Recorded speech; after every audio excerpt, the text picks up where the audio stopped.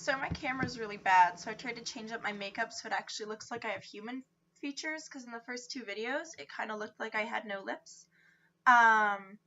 So hopefully this is slightly better. So this video, I'm going to be talking about something which I've been seeing more and more on the internet, especially in the last 2 years or so. And that's what I like to call the rise of the conservative snowflake. And I think this is great because it really juxtaposes with this whole thing we've been told about the millennial snowflakes, you know, the entitled, lazy millennials that need safe spaces and want everything tailored to them and their point of view.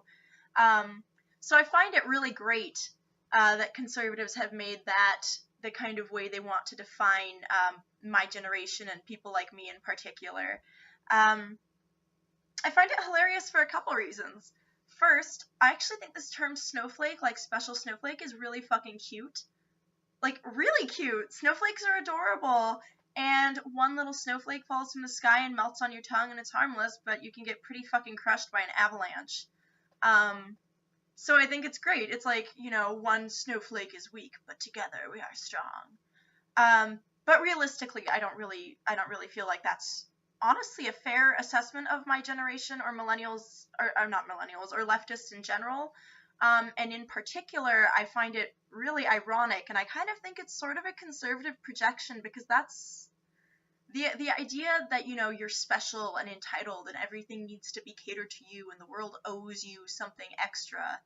I can't help but notice that it really applies to a lot of conservative arguments and a lot of the ways they behave. So what do I mean when I say that I think conservatives are the real snowflakes? I mean shit like the war on Christmas and the Starbucks cups. Shit like that. You know, the things that they choose to get so outraged over. And then you start to ask them why, and it gets really interesting. So when we look at things like the freedom of religion stuff that conservatives keep fighting for, particularly their right to not bake or do anything or hire gay people, that, you know, under the guise of religious freedom, of course. That one I find really particularly interesting because no one forces you to open a business. No one forces you to work with the public.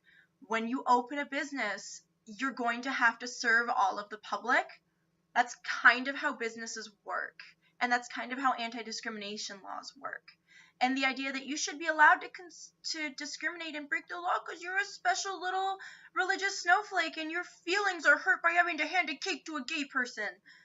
You know, I find that kind of ridiculous and pathetic. You know, in my line of work, I get a whole bunch of conservatives, and I still do absolutely everything I can do to help them. I bend over backwards to help people I disagree with fundamentally on a moral level. And I am an atheist. I don't have a religion, but I think the idea that your personal beliefs are so important you should be able to limit other people's freedom is a pretty snowflakey thing to say. Like, you're so special that your beliefs should impact the lives and choices of other people. That is how fucking snowflakey you are. You are so self-involved and like you think the whole world needs to cater to you, to the point that you're actively intervening in other people's lives so that the world can cater better to you and your personal views. You know, like shit like the war on Christmas is a fantastic example of this. Like, conservatives get so mad when you say happy holidays.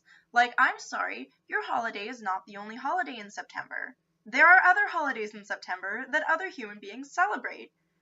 I personally celebrate Christmas. I like the gift-giving, tree-having, hanging out with my family aspect of it. So I'm not offended if someone says Merry Christmas, but I'm also not offended if someone says Happy Holidays. Because first of all, I understand what corporate policy means to employees in some cases.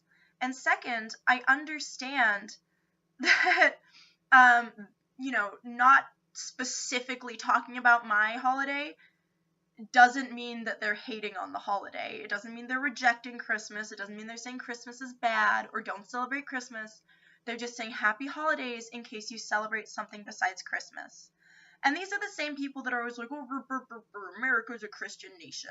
First of all, no, not really. Second of all, even if it was, it's also a Christian nation that claims to separate church from state. And I think that's a value that should be passed on in society as well. But let's talk about more stuff with conservative snowflakes, because I'm going to start dragging myself off topic.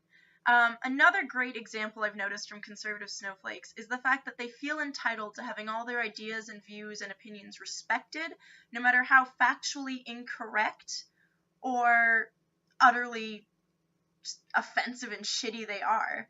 I have conservatives on my Facebook often sharing really fucked up memes about refugees, like that good old Skittles meme I've talked about in my last video. There are a whole bunch of them. Obviously, there are literally thousands. I'm struggling to think of a specific example right now. Okay, a good one was a person on my friends list recently shared a GIF of Jim Carrey in Dumb and Dumber, like, gagging alongside, like, Caitlyn Jenner proposes or plans nude photo shoot for 2017.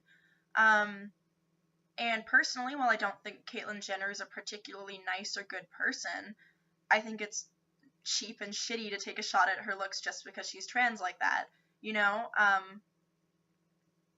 I don't see the point of it. So I called him out. I told him how shitty it was. And it ended with him eventually, after like 100 comments, I'm not even kidding you, eventually telling me that I was the shittiest person he ever met, in the same breath that he called me a snowflake, while also whining about me not respecting his opinions and point of view. Now, first of all, the tone I took was very respectful, and second of all, if your point of view is stupid or you're literally wrong, then I don't owe you anything. I don't owe you shit. I don't owe you respect. I don't owe you legitimacy. I don't know why you think I owe you shit. Just because you have the freedom to say something does not mean that I don't have the freedom to respond and call you an asshole. So I think that it's kind of ridiculous that they call us snowflakes, when personally, I've had pretty much every insult known to man thrown at me at some point, either on the internet or in person, and it's not that big a deal. You get over it, you move on, you ignore it, because there are bigger things to deal with. So here I am going over 7 minutes again, so I'm just going to cut myself off here. If you have any thoughts on this, feel free to respond in the comments. Conservative snowflakes, I'm sure I will see plenty of you, and I look forward to the rollicking debate we're going to have. So that's everything I have for you. I hope you enjoyed my newest video, and peace out.